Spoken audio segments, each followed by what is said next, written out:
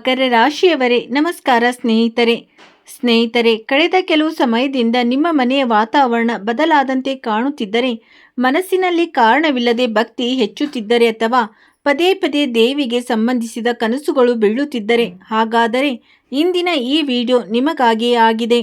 ಹೌದು ಮಕರ ರಾಶಿಯವರೇ, ಇಂದು ನಾವು ಎರಡು ವಿಷಯಗಳ ಬಗ್ಗೆ ಮಾತನಾಡಲಿದ್ದೇವೆ.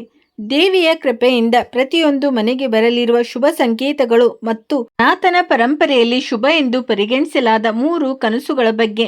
ಕೊನೆಯಲ್ಲಿ ಒಂದು ಸಣ್ಣ ಪರಿಹಾರವನ್ನು ನಾವು ತಿಳಿಸುತ್ತೇವೆ. ಇಂದಿನ ಕಾಲದಲ್ಲಿ ಸ್ನೇಹವು ಎಷ್ಟು ಜೊತೆ ನಿಲ್ಲುತ್ತದೆ ಅಥವಾ ನಿಲ್ಲುವುದಿಲ್ಲ ಎಂಬುದರ ಬಗ್ಗೆ ನಾವು ವಿವರಣೆ ನೀಡುತ್ತೇವೆ.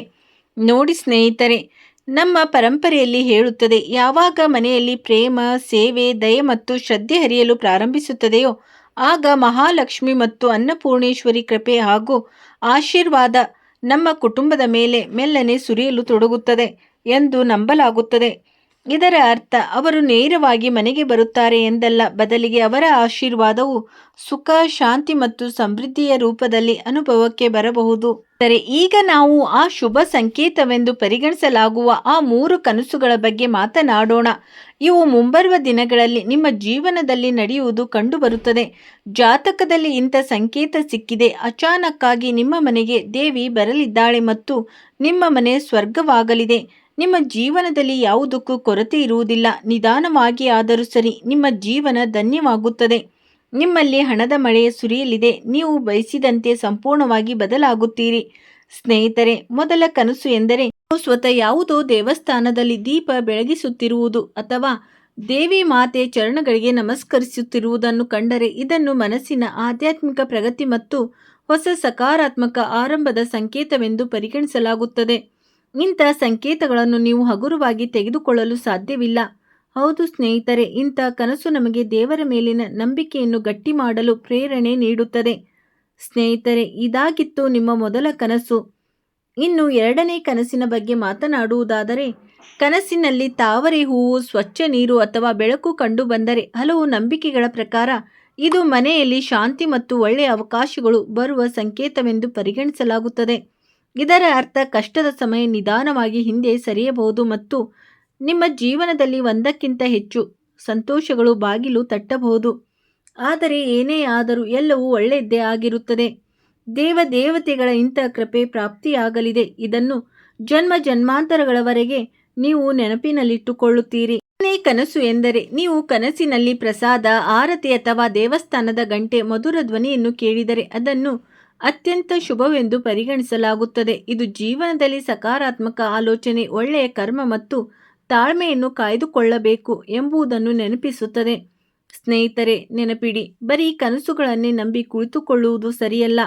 ಕನಸುಗಳು ಪ್ರೇರಣೆ ನೀಡಬಹುದು, ಆದರೆ ಯಶಸ್ಸು, ಸುಖ ಮತ್ತು ಗೌರವಗಳು ಒಳ್ಳೆಯ ಕರ್ಮಗಳ ಪರಿಶ್ರಮ ಹಾಗೂ ದೇವರ ಮೇಲಿನ ನಂಬಿಕೆಯಿಂದಲೇ ಸಿಗುತ್ತವೆ. ಸ್ನೇಹಿತರೆ, ಒಂದು ಸಣ್ಣ ಸೂಚನೆ.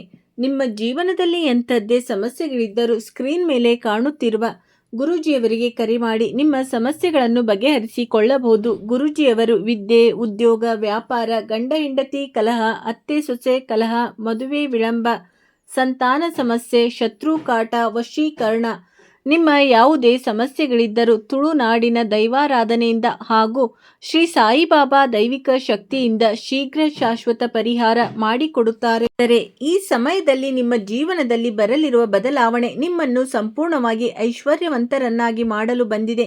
ನೀವು ಸಂತೋಷದಿಂದ ಮರದ ಮೇಲೆ ಕುಣಿಯುತ್ತೀರಿ. ಅಂಥ ಬದಲಾವಣೆ ಆಗಲಿದೆ.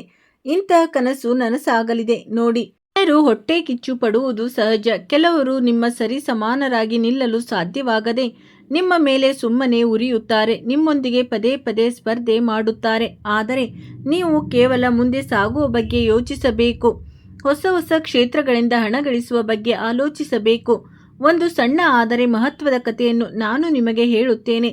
ನೋಡಿ ಸ್ನೇಹಿತರೆ, ಒಂದು ಸಣ್ಣ ಹಳ್ಳಿಯಲ್ಲಿ ಒಂದು ಕುಟುಂಬ ಯಾವಾಗಲೂ ಆರ್ಥಿಕ ಮತ್ತು ಮಾನಸಿಕ ತೊಂದರೆಗಳಿಂದ ಬಳಲುತ್ತಿತ್ತು. ಜೀವನದಲ್ಲಿ ಹಣದ ಚಿಂತೆ ಇರುತ್ತಿತ್ತು. ಒಂದು ದಿನ ಮನೆಯ ಹಿರಿಯ ಅಜ್ಜಿ ಹೇಳಿದರು, ಬೆಳಗ್ಗೆ ಮನೆ ಸ್ವಚ್ಛ ಮಾಡಿ, ದೀಪ ಹಚ್ಚಿ ಮತ್ತು ಯಾರಾದರೂ ಅಗತ್ಯವಿರುವ ವ್ಯಕ್ತಿಗೆ ಸಹಾಯ ಮಾಡಿ ಅಥವಾ ಸತ್ಯವಾದ ಮನಸ್ಸಿನಿಂದ ದೇವರಿಗೆ ಪ್ರಾರ್ಥನೆ ಮಾಡಿ. ಕುಟುಂಬದವರು ಯಾವುದೇ ಪವಾಡದ ನಿರೀಕ್ಷೆ ಇಲ್ಲದೆ ಈ ನಿಯಮಗಳನ್ನು ಪಾಲಿಸಲು ಪ್ರಾರಂಭಿಸಿದರು. ಕೆಲವು ತಿಂಗಳುಗಳ ನಂತರ, ಕೆಲವು ವರ್ಷಗಳ ನಂತರ ಮನೆಯ ವಾತಾವರಣ ಬದಲಾಗಲು ತೊಡಗಿತು. ಕುಟುಂಬದಲ್ಲಿ ಜಗಳಗಳು ಕಡಿಮೆಯಾದವು, ಕೆಲಸದಲ್ಲಿ ಪ್ರಗತಿ ಸಿಗತೊಡಗಿತು, ಮನಸ್ಸಿನಲ್ಲಿ ಶಾಂತಿ ಸಿಗತೊಡಗಿತು, ಮನೆಯಲ್ಲಿ ಶಾಂತಿ ನೆಲೆಸತೊಡಗಿತು. ಮತ್ತು ಆ ಹಿರಿಯ ಅಜ್ಜಿ ಮಂದಹಾಸದಿಂದ ಹೇಳಿದರು, ಯಾವಾಗ ಮನೆಯಲ್ಲಿ ಪ್ರೇಮ, ಶಿಸ್ತು ಮತ್ತು ಸೇವೆಯ ದೀಪ ಬೆಳಗುತ್ತದೆಯೋ ಆಗ ದೇವಿ ಮಾತೆಯ ಕೃಪೆ ಅನುಭವವಾಗುತ್ತದೆ. ಮತ್ತು ನಿಮ್ಮ ಮನೆಗೆ ದೇವಿ ಪ್ರವೇಶಿಸಿದಾಗ ನಿಮ್ಮ ಜೀವನದಲ್ಲೂ ಇಂತಹದ್ದೇ ಅನುಭವವಾಗುತ್ತದೆ. ಹೌದು ಸ್ನೇಹಿತರೆ, ಅತ್ಯಂತ ಸಾಧಾರಣವಾದ ಪರಿಹಾರವನ್ನು ನಾನು ನಿಮಗೆ ಹೇಳುತ್ತೇನೆ, ಆದರೆ ಇದು ನಿಮಗೆ ತುಂಬ ಪರಿಣಾಮಕಾರಿಯಾಗಿದೆ. ಪ್ರತಿ ಶುಕ್ರವಾರ ಅಥವಾ ಸೋಮವಾರದ ಸಂಜೆ ಸಮಯದಲ್ಲಿ ಮನೆಯ ಪೂಜಾ ಸ್ಥಳದಲ್ಲಿ ತುಪ್ಪದ ದೀಪವನ್ನು ಬೆಳಗಿಸಬೇಕು. ಸತ್ಯವಾದ ಮನಸ್ಸಿನಿಂದ ದೇವಿಯನ್ನು ಸ್ಮರಿಸಿ ಮತ್ತು ನಿಮ್ಮ ಶಕ್ತಿಗೆ ಅನುಸಾರವಾಗಿ ಯಾರಾದರೂ ಅಗತ್ಯವಿರುವ ವ್ಯಕ್ತಿಗೆ ಊಟ, ಹಣ್ಣು, ಬಟ್ಟೆ ದಾನ ಮಾಡಿ. ಈ ಪರಿಹಾರವು ನಿಮ್ಮಲ್ಲಿ ಸಕಾರಾತ್ಮಕ ಆಲೋಚನೆ, ಸೇವೆ ಮತ್ತು ಕೃತಜ್ಞತೆಯ ಭಾವನೆಯನ್ನು ಪ್ರೇರೇಪಿಸುತ್ತದೆ. ಕೊನೆಯಲ್ಲಿ ಇಷ್ಟೇ ಹೇಳುತ್ತೇನೆ, ನಿಮ್ಮ ಮನೆಯಲ್ಲಿ ಪ್ರೇಮ, ಗೌರವ ಮತ್ತು ದೇವರ ಮೇಲೆ ಶ್ರದ್ಧೆ ಕಾಯ್ದುಕೊಂಡರೆ ಆ ಮನೆಯ ಸ್ವರ್ಗದಂತೆ ಅನುಭವ ನೀಡುತ್ತದೆ. ಮತ್ತು ಮುಂಬರುವ ಸಮಯದಲ್ಲಿ ನಿಮ್ಮ ಮನೆಗೂ ಸ್ವರ್ಗದಂತೆ ಅನುಭವ ನೀಡಲಿದೆ. ದೇವಿಯ ಅತ್ಯಂತ ದೊಡ್ಡ ಆಶೀರ್ವಾದವೆಂದರೆ ಕೇವಲ ಸಂಪತ್ತಷ್ಟೇ ಅಲ್ಲ, ಸುಖ, ಶಾಂತಿ, ಆರೋಗ್ಯ ಮತ್ತು ಕುಟುಂಬದ ಸಾಮೀಪ್ಯ. ಈ ಸಮಯದಲ್ಲಿ ನಿಮಗೆ ಸಿಗುವುದು ಕಂಡುಬರುತ್ತಿದೆ. ಆದ್ದರಿಂದ ಕಮೆಂಟ್ ಬಾಕ್ಸ್ನಲ್ಲಿ ಒಮ್ಮೆ ಜೈ ಮಾತಾಜಿ ಎಂದು ಬರೆಯಿರಿ. ನಿಮಗೆ ಈ ವಿಡಿಯೋ ಇಷ್ಟವಾಗಿದ್ದರೆ ಇದನ್ನು ಲೈಕ್ ಮಾಡಿ. ದೇವರು ನಿಮ್ಮ ಜೀವನದಲ್ಲಿ ಸದಾ ಸುಖ, ಶಾಂತಿ, ಸಕಾರಾತ್ಮಕ ಶಕ್ತಿಯನ್ನು ಕಾಯ್ದುಕೊಳ್ಳಲಿ ಮತ್ತು ನಿಮಗೆ ಯಾವುದಕ್ಕೂ ಕೊರತೆಯಾಗದಿರಲಿ. ದೇವಿ ಮಾತೆ ನಿಮ್ಮ ಮೇಲೆ ದಯೆ ತೋರಿದ್ದಾಳೆ ಅಥವಾ ಇಂಥ ಪವಾಡ ಮಾಡಲಿದ್ದಾಳೆ. ನೀವು ದಿನದಿಂದ ದಿನಕ್ಕೆ, ರಾತ್ರಿಯಿಂದ ರಾತ್ರಿಗೆ ಅಭಿವೃದ್ಧಿ ಹೊಂದುತ್ತೀರಿ. ಅದೃಷ್ಟವು ತಕ್ಷಣವೇ ವೇಗವನ್ನು ಪಡೆದುಕೊಳ್ಳುತ್ತದೆ. ನನ್ನ ಮಾತನ್ನು ತಮಾಷೆಯಾಗಿ ತೆಗೆದುಕೊಳ್ಳುವ ತಪ್ಪನ್ನು ಮಾಡಬೇಡಿ. ದೇವತೆಗಳ ವಿಶೇಷ ಕೃಪೆ ನಿಮ್ಮ ಜೀವನದಲ್ಲಿ ಸಿಗುವುದು ಕಂಡುಬರುತ್ತಿದೆ ಮತ್ತು ಬರುವ ಸಮಯವು ನಿಮ್ಮ ಜೀವನದ ಲೆಕ್ಕಾಚಾರದಲ್ಲಿ ಅತ್ಯಂತ ವಿಶೇಷ ಮತ್ತು ಲಾಭದಾಯಕ ಸಮಯವಾಗಿರುತ್ತದೆ. ಏನೇ ನಡೆದರೂ ನಮ್ಮ ಒಳಿತಿಗಾಗಿ ನಡೆಯುತ್ತದೆ ಎಂದು ಹೇಳುತ್ತಾರಲ್ಲವೇ, ಹಾಗೆ ನಿಮ್ಮೊಂದಿಗೆ ಈಗ ನಡೆಯಲಿರುವುದು ಖಂಡಿತವಾಗಿಯೂ ಒಳಿತಿಗಾಗಿ ನಡೆಯುತ್ತಿದೆ. ಸ್ನೇಹಿತರೆ, ಸಂಕಟ ಮೋಚ ಮಹಾಬಲಿ ಹನುಮಂತನು ಸಹ ನಿಮ್ಮ ಮೇಲೆ ದಯೆ ತೋರಿದ್ದಾರೆ ಮತ್ತು ಮೇಲಿಂದ ದೇವಿ ಮಾತೆಯ ಆಶೀರ್ವಾದವೂ ಇದೆ. ಇಬ್ಬರು ದೇವಿಯರು ನಿಮ್ಮ ಮನೆಗೆ ಪಾದಾರ್ಪಣೆ ಮಾಡಬಹುದು ಮತ್ತು ನಿಮ್ಮ ಜೀವನದಲ್ಲಿ ಒಂದು ಹೊಸ ಬದಲಾವಣೆಯನ್ನು ತರಬಹುದು. ಆದ್ದರಿಂದ ನನ್ನ ಮಾತನ್ನು ಹಗುರವಾಗಿ ತೆಗೆದುಕೊಳ್ಳುವ ತಪ್ಪು ಮಾಡಬೇಡಿ ಮತ್ತು ವಿಡಿಯೋವನ್ನು ಸಂಪೂರ್ಣವಾಗಿ ಒಂಟಿಯಾಗಿಯೇ ನೋಡಿ, ಏಕೆಂದರೆ ಇಲ್ಲಿಂದ ಮುಂದೆ ನಿಮ್ಮ ಮಹತ್ವದ ರಾಶಿ ಫಲದ ಬಗ್ಗೆ ತಿಳಿಸಲಿದ್ದೇವೆ. ಇದನ್ನು ತಿಳಿದುಕೊಳ್ಳುವುದು ಅತ್ಯಂತ ಅವಶ್ಯಕವಾಗಿದೆ. ಸ್ನೇಹಿತರೆ, ವಿಡಿಯೋವನ್ನು ಲೈಕ್ ಮಾಡಿ, ಚಾನಲನ್ನು ಸಬ್ಸ್ಕ್ರೈಬ್ ಮಾಡಿ ಮತ್ತು ಬೆಲ್ ಐಕನ್ ಒತ್ತಿ ಮತ್ತು ಕಮೆಂಟ್ ಬಾಕ್ಸ್ನಲ್ಲಿ ಸತ್ಯವಾದ ಮನಸ್ಸಿನಿಂದ ಹರ ಹರ ಮಹಾದೇವ್, ಧನ್ಯವಾದಗಳು ಗುರುದೇವ ಎಂದು ಬರೆಯಿರಿ. ಇಂದು ನಿಮಗೆ ಗ್ರಹಗಳ ಸ್ಥಿತಿ ಉತ್ತಮವಾಗಿದೆ. ಕನಸುಗಳು ಮತ್ತು ಕಲ್ಪನೆಗಳನ್ನು ನನಸು ಮಾಡಿಕೊಳ್ಳುವ ಸಮಯ ಇದಾಗಿದೆ. ನಿಮ್ಮ ಕೆಲಸವನ್ನು ವ್ಯವಸ್ಥಿತವಾಗಿ ಮಾಡುವುದು ಮತ್ತು ಹೊಂದಾಣಿಕೆಯನ್ನು ಕಾಯ್ದುಕೊಳ್ಳುವುದು ನಿಮ್ಮನ್ನು ಯಶಸ್ವಿಯನ್ನಾಗಿ ಮಾಡುತ್ತದೆ. ಯುವಕರು ಭವಿಷ್ಯಕ್ಕಾಗಿ ನಡೆಸಿದ ಪ್ರಯತ್ನಗಳು ಯಶಸ್ವಿಯಾಗುತ್ತವೆ. ಇತರರ ವಿಷಯದಲ್ಲಿ ಮೂಗು ತುರಿಸಬೇಡಿ. ಪರಿಸ್ಥಿತಿಯನ್ನು ಬಲಪಡಿಸಲು ಯಾವುದೇ ತಪ್ಪು ಕೆಲಸದ ನೆರವು ಪಡೆಯಬೇಡಿ. ಸರಳ ರೀತಿಯಲ್ಲಿ ನಿಮ್ಮ ಕೆಲಸವನ್ನು ಮುಗಿಸುತ್ತಾ ಸಾಗಿ. ಮಹಿಳೆಯರಿಗೆ ಹೆಚ್ಚಿನ ಕೆಲಸದ ಒತ್ತಡದಿಂದಾಗಿ ವ್ಯವಸ್ಥೆ ಮಾಡುವುದರಲ್ಲಿ ಸ್ವಲ್ಪ ತೊಂದರೆಯಾಗಬಹುದು. ವ್ಯವಹಾರದಲ್ಲಿ ಚಿಲ್ಲರೆ ಮಾರಾಟಕ್ಕಿಂತ ಸಗಟು ವ್ಯಾಪಾರದ ಕಡೆ ಹೆಚ್ಚಿನ ಗಮನ ನೀಡಿ. ಅಪರಿಚಿತ ಜನರನ್ನು ನಂಬುವುದು ಸರಿಯಲ್ಲ, ಏಕೆಂದರೆ ಯಾವುದೇ ರೀತಿಯ ವಂಚನೆ ನಡೆಯುವ ಸಾಧ್ಯತೆ ಇದೆ. ರಿಯಲ್ ಎಸ್ಟೇಟ್ ಕ್ಷೇತ್ರಕ್ಕೆ ಸಂಬಂಧಿಸಿದ ವ್ಯವಹಾರದಲ್ಲಿ ವಿಶೇಷ ಒಪ್ಪಂದ ಆಗುವ ಸಾಧ್ಯತೆ ಇದೆ. ಬೇರೆ ಚಟುವಟಿಕೆಗಳು ಸುಸೂತ್ರವಾಗಿರುತ್ತವೆ. ಕೆಲಸದಲ್ಲಿ ನಡೆಯುತ್ತಿರುವ ನಿಧಾನಗತಿಯ ಪರಿಣಾಮವು ಕುಟುಂಬದ ಜೀವನದ ಮೇಲೆಯೂ ಬೀರಬಹುದು. ಜೀವನ ಸಂಗಾತಿ ಮತ್ತು ಮಕ್ಕಳ ಸಂಪೂರ್ಣ ಸಹಕಾರ ನಿಮಗೆ ಸಿಗಲಿದೆ. ಅನಗತ್ಯ ಪ್ರೇಮ ಪ್ರಸಂಗಗಳಿಂದ ದೂರವಿರಿ. ಬದಲಾಗುತ್ತಿರುವ ಹವಾಮಾನದಿಂದ ನಿಮ್ಮನ್ನು ರಕ್ಷಿಸಿಕೊಳ್ಳಿ. ಕೆಮ್ಮು, ನೆಗಡಿ ಅಥವಾ ಗಂಟಲು ನೋವಿನಿಂದ ಯಾವುದೇ ತೊಂದರೆಗಳನ್ನು ನಿರ್ಲಕ್ಷಿಸಬೇಡಿ. ತಕ್ಷಣವೇ ಚಿಕಿತ್ಸೆ ಪಡೆದುಕೊಳ್ಳಿ. ಹೀಗೆ ಕುಟುಂಬದ ಎಲ್ಲ ಸದಸ್ಯರು ಪರಸ್ಪರ ಸಹಕಾರದಿಂದ ಕಷ್ಟದ ಸಮಯವನ್ನು ಎದುರಿಸುತ್ತಾರೆ. ಕೆಲಸಗಳನ್ನು ಪೂರ್ಣಗೊಳಿಸುವಿರಿ. ಇತರ ಅಭಿಪ್ರಾಯಗಳನ್ನು ಗೌರವಿಸುವುದು ನಿಮಗೆ ತುಂಬಾ ಲಾಭದಾಯಕವಾಗಿರುತ್ತದೆ. ಸಮಾಜದಲ್ಲಿ ನಿಮ್ಮ ಉತ್ತಮ ಕೌಶಲ್ಯ ಮತ್ತು ಸೂಕ್ಷ್ಮ ತಿಳುವಳಿಕೆ ಪ್ರಶಂಸೆ ಸಿಗುತ್ತದೆ. ಯಾವುದೇ ಸಾಮೂಹಿಕ ಕೆಲಸದಲ್ಲಿ ನಿಮ್ಮ ಪಾತ್ರ ಅತ್ಯಂತ ಪ್ರಮುಖವಾಗಿರುತ್ತದೆ. ಮನೆಯ ವಾತಾವರಣ ಇಂದು ಸೃಜನಶೀಲ ಮತ್ತು ಸ್ವಾಯತ್ತತೆಯಿಂದ ಕೂಡಿರುತ್ತದೆ. ಹೌದು ಸ್ನೇಹಿತರೆ, ನಿಮ್ಮ ಸಾಫ್ಟ್ವೇರ್ ಡೆವಲಪ್ಮೆಂಟ್ ಉದ್ಯೋಗಿಗಳಿಗೆ ಉತ್ತಮ ತಂಡದ ಕೆಲಸ ಸಿಗುತ್ತದೆ. ನಿರ್ವಹಣೆಯು ನಿಮ್ಮ ಸೂಕ್ಷ್ಮ ಕೆಲಸದ ಸಾಮರ್ಥ್ಯ ಮತ್ತು ವೃತ್ತಿಪರ ದೃಷ್ಟಿಕೋನಕ್ಕೆ ಪ್ರಸನ್ನವಾಗಿರುತ್ತದೆ. ಕೌಶಲ್ಯಗಳನ್ನು ಹೆಚ್ಚಿಸಿಕೊಳ್ಳಲು ಹೊಸ ತರಬೇತಿಯನ್ನು ಪಡೆಯಬಹುದು. ಹೌದು ಸ್ನೇಹಿತರೆ, ಸಂಬಂಧಗಳನ್ನು ಗಟ್ಟಿಗೊಳಿಸಲು ಸಂಗಾತಿಯ ಜೊತೆಗೂಡಿ ಯೋಜನೆಗಳನ್ನು ರೂಪಿಸಿ. ಭವಿಷ್ಯದ ಆರ್ಥಿಕ ಭದ್ರತೆಯ ಬಗ್ಗೆ ಜೀವನ ಸಂಗಾತಿಯೊಂದಿಗೆ ತಾರ್ಕಿಕ ಚರ್ಚೆ ಮಾಡಿ. ಪ್ರೇಮ ಜೀವನದಲ್ಲಿ ಇಂದು ಪ್ರಾಯೋಗಿಕ ದೃಷ್ಟಿಕೋನವನ್ನು ಅಳವಡಿಸಿಕೊಳ್ಳುವುದು ಅಗತ್ಯ. ಒಂಟಿಯಾಗಿರುವ ಜನರಿಗೆ ಕಚೇರಿಯ ಸಹೋದ್ಯೋಗಿಯಿಂದ ಪ್ರೇಮ ಪ್ರಸ್ತಾಪ ಸಿಗಬಹುದು. ಪರಸ್ಪರ ಸಮಸ್ಯೆಗಳನ್ನು ಬಗೆಹರಿಸುವಲ್ಲಿ ಇಬ್ಬರು ಸಮಾನ ಭಾಗವಹಿಸುವಿಕೆ ಇರುತ್ತದೆ.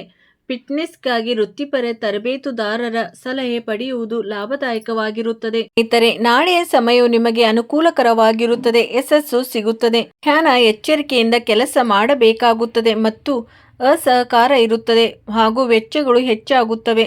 ಜಗಳ, ವಿವಾದ ಉಂಟಾಗುವ ಸಾಧ್ಯತೆ ಇದೆ. ಸಂಜೆ ಅವಧಿಯಲ್ಲಿ ಸುಧಾರಣೆಯಾಗುತ್ತದೆ ಮತ್ತು ಲಾಭದ ಜೊತೆಗೆ ಇತರ ವಿಷಯಗಳು ಮುನ್ನಡೆಯುವ ಅವಕಾಶ ಸಿಗುತ್ತದೆ. ಶೇಕಡಾವಾರು ಜನರ ಭೇಟಿಯಾಗುತ್ತದೆ. ಧಾರ್ಮಿಕ ರಹಸ್ಯಗಳನ್ನು ತಿಳಿಯುವ ಇಚ್ಛೆ ಇರುತ್ತದೆ. ಉದ್ಯೋಗದಲ್ಲಿ ಬಡ್ತಿ ಸಿಗುತ್ತದೆ ಮತ್ತು ಮಾನಸಿಕ ಒತ್ತಡ ಕಡಿಮೆಯಾಗುತ್ತದೆ. ವ್ಯಾಪಾರವು ತುಂಬಾ ಚೆನ್ನಾಗಿರುತ್ತದೆ. ಹೌದು ಸ್ನೇಹಿತರೆ, ದಿನದಿಂದ ದಿನಕ್ಕೆ ನಿಮ್ಮ ಬುದ್ಧಿ ಮತ್ತೆ ವಿಸ್ತರಿಸುತ್ತದೆ. ಹಣವು ಹಠಾತ್ ಆಗಿ ಬರುತ್ತದೆ ಮತ್ತು ಅಧಿಕೃತ ಪ್ರಮಾಣದಲ್ಲಿ ಬರುತ್ತದೆ. ದಿನದ ಆರಂಭವು ತುಂಬಾ ಸುಖಕರವಾಗಿರುತ್ತದೆ. ನಿಮ್ಮನ್ನು ನೀವೇ ಅಪ್ಡೇಟ್ ಆಗಿರಿಸಿಕೊಳ್ಳಿ ಮತ್ತು ಸಕಾರಾತ್ಮಕವಾಗಿರಿ. ಕರ್ಮದ ಮೇಲೆ ನಂಬಿಕೆ ಇಟ್ಟರೆ ಭಾಗ್ಯವು ತಾನಾಗೆ ಬಲಗೊಳ್ಳುತ್ತದೆ. ಗುರಿ ತಲುಪಲು ಹತ್ತಿರ ಸಂಬಂಧಿಯೊಬ್ಬರ ಸಹಕಾರ ಸಿಗುತ್ತದೆ. ಧ್ಯಾನ, ವಿಜ್ಞಾನಕ್ಕೆ ಸಂಬಂಧಿಸಿದ ಕ್ಷೇತ್ರಗಳ ವಿದ್ಯಾರ್ಥಿಗಳಿಗೆ ಆಸಕ್ತಿ ಹೆಚ್ಚಾಗುತ್ತದೆ.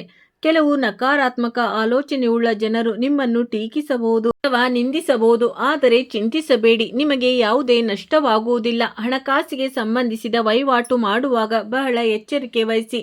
ಸಣ್ಣ ತಪ್ಪು ನಿಮ್ಮನ್ನು ತೊಂದರೆಗೆ ಸಿಲುಕಿಸಬಹುದು. ವ್ಯವಹಾರದಲ್ಲಿ ಕೆಲವು ಹೊಸ ಚಟುವಟಿಕೆಗಳ ಬಗ್ಗೆ ಚಿಂತೆಯಾಗುತ್ತದೆ. ಯಾವುದೋ ಒಪ್ಪಂದದ ಸಲುವಾಗಿ ಬೇರೆಯವರನ್ನು ಭೇಟಿಯಾಗಲು ಹೋಗುತ್ತಿದ್ದರೆ ನಿಮ್ಮ ಪ್ರಸ್ತುತಿಯನ್ನು ಉತ್ತಮವಾಗಿಟ್ಟುಕೊಳ್ಳಿ. ಉದ್ಯೋಗಸ್ಥರಿಗೆ ಅಧಿಕೃತ ಪ್ರಯಾಣ ಕೈಗೊಳ್ಳುವಂತೆ ಆದೇಶವೂ ಸಿಗಬಹುದು. ಬಡ್ತಿ ಸಾಧ್ಯವಿದೆ.